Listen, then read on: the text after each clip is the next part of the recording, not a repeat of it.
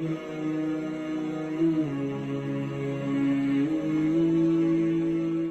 ہم جہاں کھڑے ہیں تو ایک دو راہ ہے، اس دو راہے میں ایک راستہ یہ ہے، نمبر 1، پاکستان، اور یہ جو باتیں میں 10 بیان کر رہا ہوں یہ ضروری نہیں کہ ایک دم ساری ہو جائیں یا ایک دم ڈیمانڈ کے طور پر آ جائیں، لیکن یہ کہ اس رخ پر چلیں گے تو یہ ساری ڈیمانڈ رفتہ رفتہ رفتہ رفتہ وہ کرتے جائیں گے، ہم پوری کریں گے۔ یہ ایک راستہ ہے، یا چنا کل یا چنی۔ وہ چنا کیا ہے؟ نمبر 1، اپنے جینیسس کو اور اپنے آئیڈیالوجیکل بیک گراؤنڈ کو بھول جاؤ، forget about it.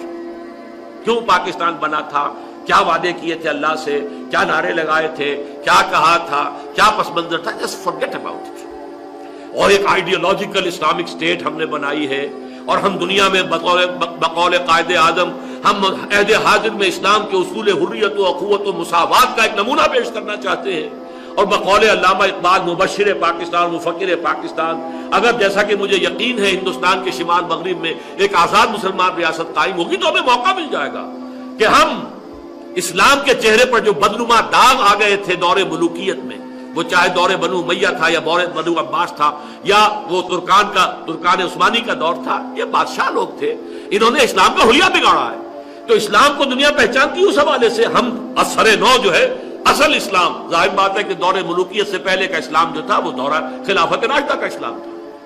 Just forget about it, number 1۔ Number 2، مغربی سیکولر جمہوریت کو یکسو ہو کر اس کے جملہ متضمنات کے ساتھ اختیار کرو۔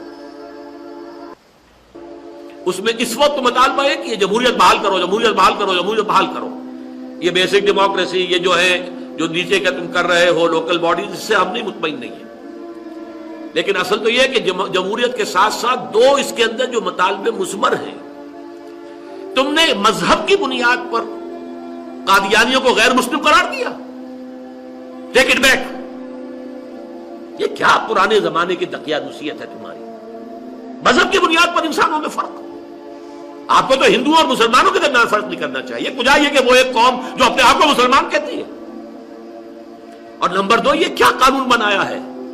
یہ قانون تحفظ ناموس رسالت، توہین رسالت کا قانون، غالباً 295C ہے۔ یہ کیا ہے؟ لبرلزم کا دور ہے، ہر شخص کو کہنے کا حق ہے۔ دیکھتے نہیں ہم اپنے خدا کے لیے یہودیوں سے یہ الفاظ سننے کو تیار ہے کہ سن آف گاڈ تھا، سن آف گاڈ نہیں، سن آف مین تھا، وہ پوری پکچر انہوں نے بنائی son of man. Son of God کہاں کہتے تم اس کو؟ Son of man. اور مین کا بھی جو بیٹا جو ہے وہ حرامی طریقے پر ہے، جوزف کا بیٹا ہے، اور جوزف جو ہے کارپینٹر، اس سے اس کی شادی ابھی نہیں ہوئی تھی مریم کی سلام علیہا، وداعی نہیں ہوئی تھی، رشتہ تھا صرف۔ یہ باتیں ہم برداشت کرتے ہیں، حالانکہ ہمارے نزدیک وہ خدا کا بیٹا ہے، ہم جھیلتے ہیں کہ نہیں؟ تو سلمان رشدی نے اگر کچھ کر دی بکواس تو تمہیں اتنی تکلیف کیوں ہے؟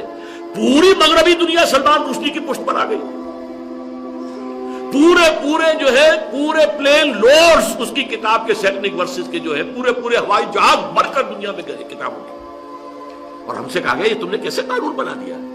آپ کو معلوم ہے یہ قانون توہین رسالت کے اوپر پوپ صاحب بھی بولے ہیں، صدر صاحب بھی بولے ہیں امریکہ کے، پوری دنیا جو ہے اس کے پیچھے۔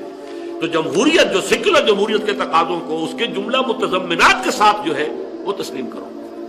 نمبر 3، کشمیر کو بھول جاؤ، فرگیٹ اباؤٹ کشمیر۔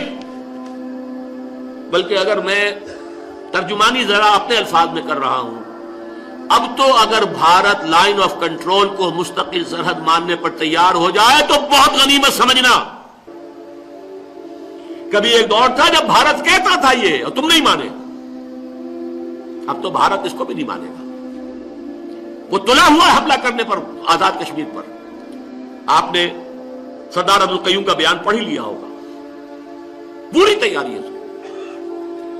اور جس طریقے سے کہ آج بیان آیا ہے، آج کی سرخی تھی نوائے وقت کی، اب مسئلہ کشمیر کا نہیں پاکستان کا ہے۔ کہاں کشمیر کی باتیں کرتے ہو؟ آپ پاکستان کی خیر بناؤ۔ آپ کو معلوم ہے جب آیا تھا لاہور واجپئی تو کہیں نواز شریف صاحب نے اپنے اسی خلوص و اخلاص میں کہیں کہہ دیا، اور سمجھتا تھا کہ شاید یہ بھی ریسیپروکیٹ کرے گا، کچھ نہ کوئی بات اچھی کہے گا کہ کشمیر کے بغیر پاکستان نامکمل ہے۔ فوراً جواب ملا ہے پاکستان کے بغیر بھارت نامکمل ہے۔ یہ جواب تھا واجپئی کا. دوستی کی ہائٹ پر، وہ تو دوستی کا وقت تھا نا، انتہائی دوستی کی ہائٹ پر بھی یہ شے تھی جو اس کے دل کے اندر سے تھی، وہ باہر آئی. نمبر 4، اپنا یہ نیوکلیئر پروگرام رول بیک کرو، ختم کرو، سی ٹی بی ٹی پر فوراً دستخط کرو. کہاں تمہارے دماغ میں خناس آیا ہے؟ تم نیوکلیئر پاور بننا چاہتے ہو؟ کھانے کو تمہارے پاس دانے نہیں ہے، معیشت کا تمہارا دیوالہ نکل چکا ہے. دیوالا تو تم ہو چکے ہو. یہ تو ہم نے تمہیں کچھ سپورٹ دے کر، جیسے لائف سپورٹس ہوتی ہیں، وہ مریض پڑا ہوا ہے، اس کی اصل موت تو واقع ہو چکی ہے، لیکن لگا رکھی ہے نلکیاں.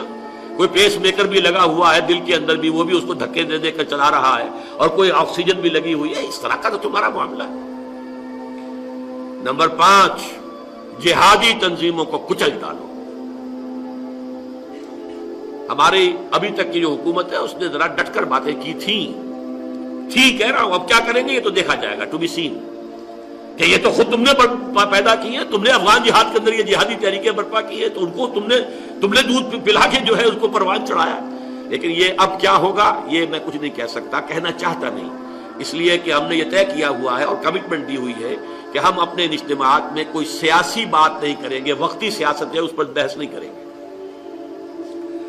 نمبر 6، طالبان سے تمام روابط ختم کرو. اس کے گھیراؤ کو جو ہم نے اسکیم بنائی ہوئی ہے اس کے اندر ہمارا ساتھ دو. اسامہ ابن لادن کو پکڑنے میں ہمارا ذریعہ بنو.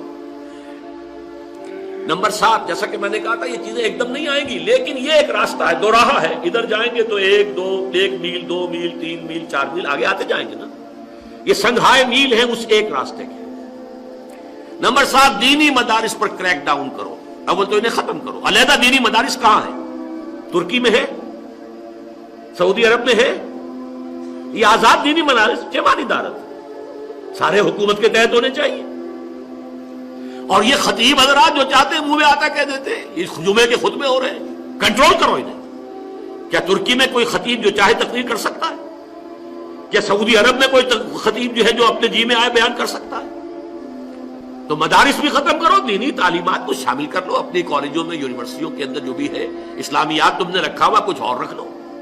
ایک شریعت کالج علیحدہ بنا لو، ایک خاص حد سے آگے جا کر، جیسے سعودی عرب میں ہائی اسکول کی تعلیم بالکل مشترکہ ہے. تمام علوم جدید بھی اور قدیم بھی اس میں پڑھائے جا رہے ہیں، دین کی بھی تعلیم آتی ہے. اس کے بعد یہ کلیت الشریعہ ہے، یہ کلیت اصول الدین ہے، یہ کلیہ فلاں طب کا ہے، یہ کلیہ جو ہے ہندسے کا ہے، انجینئرنگ کا، کلیات میں چلے جاؤ.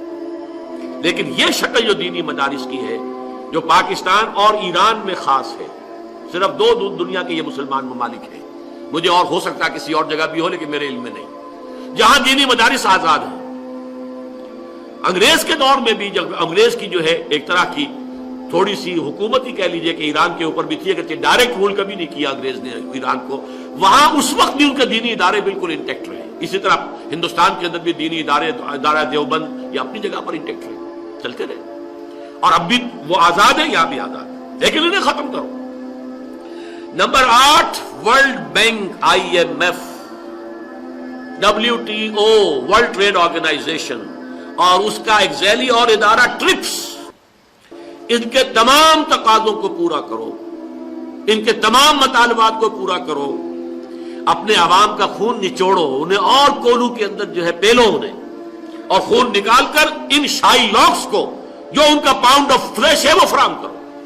یہ ٹرپس جو ہے آپ نے بھی شاید پہلے ہی سنا ہو، آج میرے علم میں بھی حال ہی میں یہ بات آئی ہے کہ یہ ایک اور ذیلی معاہدہ ہے WTO کا. اور وہ ذیلی معاہدہ یہ ہے کہ دنیا میں بیج جو ہیں ان کی ڈسٹریبیوشن کا کام صرف جو ملٹی نیشنلز ہیں ان کے ذریعے ہوگا.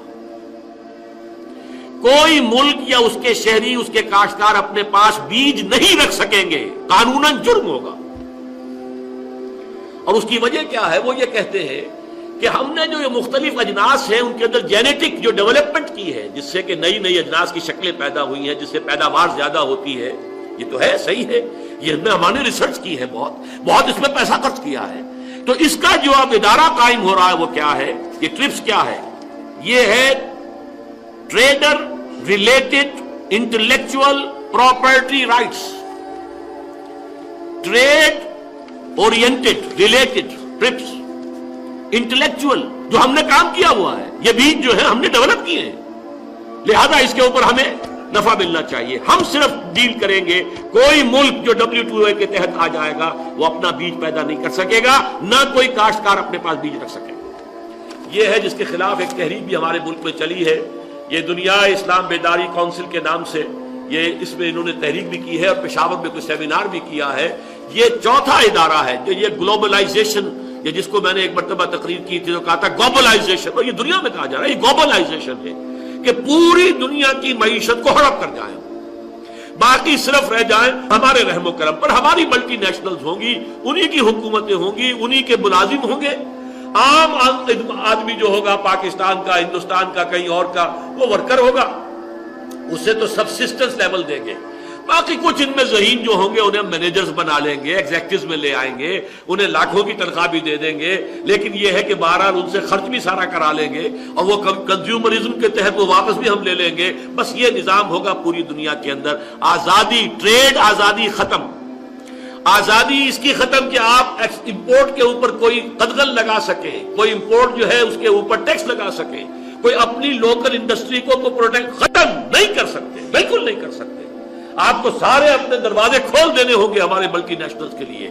اور یہاں تک کہ اب تو زراعت پر میں آ گیا، ٹریڈ اور جو ہے انڈسٹری اس کا معاملہ تو دور رہا، WTO جو ہے، لیکن یہ جو ٹرپس ہے اس نے تو گویا کہ زراعت کو بھی پورے طور پر شکنجے میں لینے کے لیے کہ یہ ہمارے جو ہے پروپرائٹری رائٹس ہیں، ہم نے ڈیولپ کیے ہیں یہ بیج، لہذا ان سے ہمیں نفع ہونا چاہیے. صرف ہم جو ہے سپلائی کریں گے اور بیچیں گے اور کوئی ملک یہ کام نہیں کر سکے گا. یہ ہے جو اس وقت پوری دنیا میں ہو رہا ہے. اس لیے میں نے کہا ورلڈ بینک، IMF، WTO اور TRIPS ٹرپس، ان کے تمام تقاضوں کو بتمام و کمال پورا کرو اور اپنے عوام کے خون کو اور نچوڑ کر ہمارے شائلاکس کو جو ان کا پاؤنڈ آف فلیش فراہم کرو. نمبر 9، بھارت کو سیدھے سیدھے ریجنل سپر پاور کی حیثیت سے تسلیم کرو، اس کے سامنے سر جھکاؤ اور صرف 10 گنا بڑا نیپال بننے کے لیے ذہناً اور جذباتی طور پر تیار ہو. تمہارے اور نیپال میں اتنا ہی فرق ہے، رقبہ تمہارا 10 گنا ہے بس. باقی جس طرح وہ تابع محمل ہے بھارت کا، ایسے تمہیں بننا پڑے گا. اور آخری 10ویں بات، یورپی اور بھارتی ثقافت کی جو یلغار ہے اس کے لیے اپنے دروازوں کو کھول دو.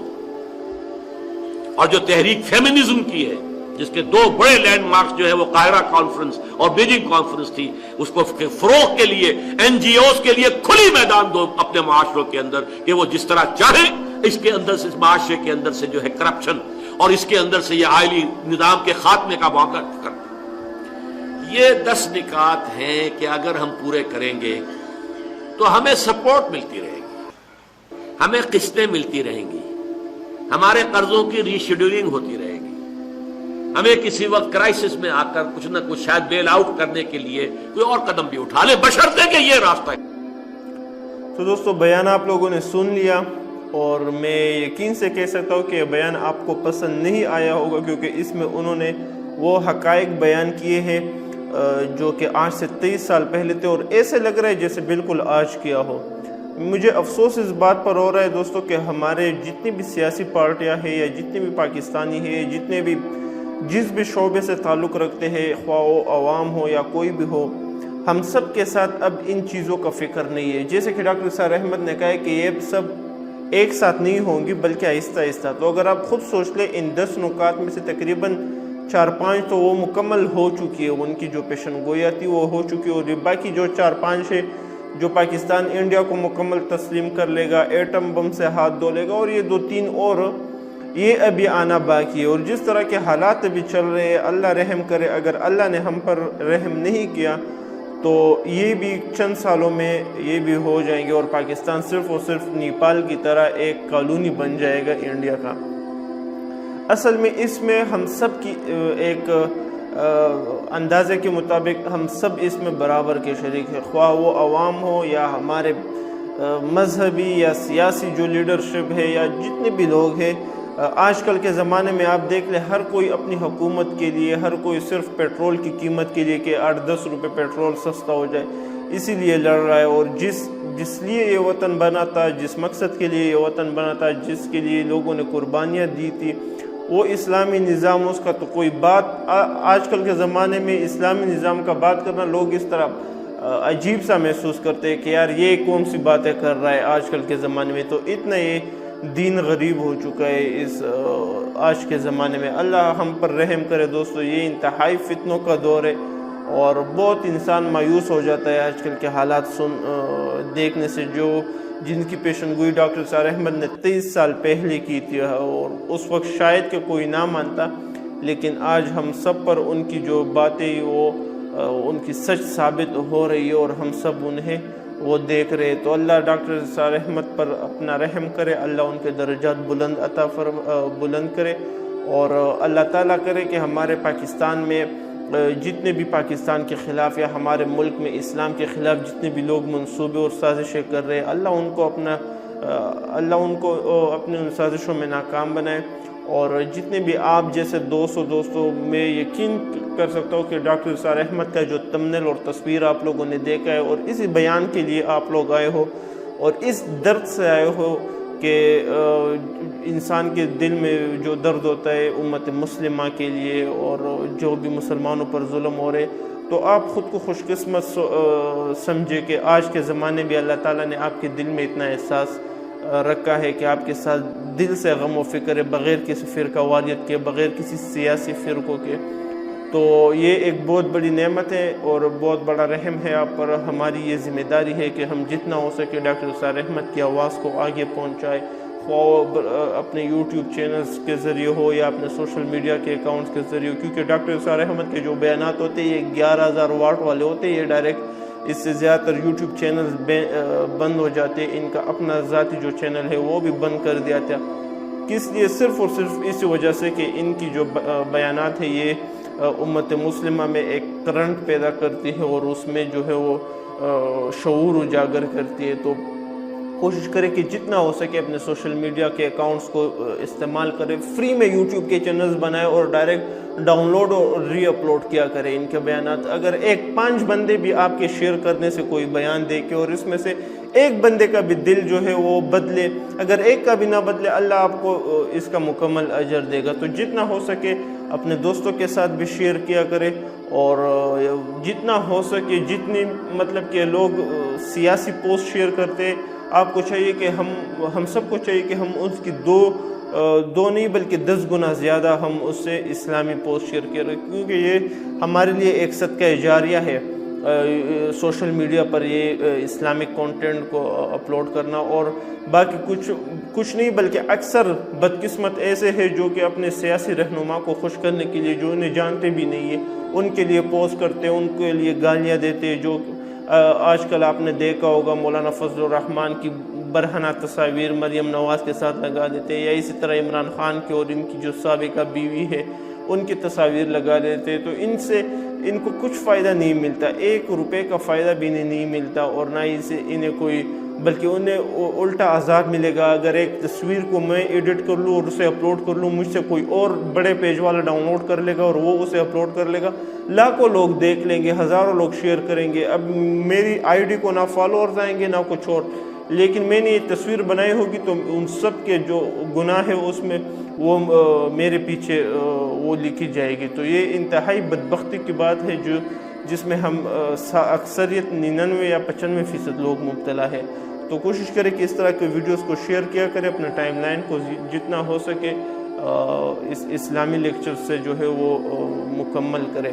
امید کرتا ہوں کہ آپ کو یہ ویڈیو اچھی لگی ہوگی. انشاءاللہ مزید اس طرح کے خوبصورت بیانات کے لیے پھر کسی دن حاضر ہوں گے. تب تک اجازت دے. السلام علیکم ورحمۃ اللہ. پہلا رب نو یار دا شوق ہویا،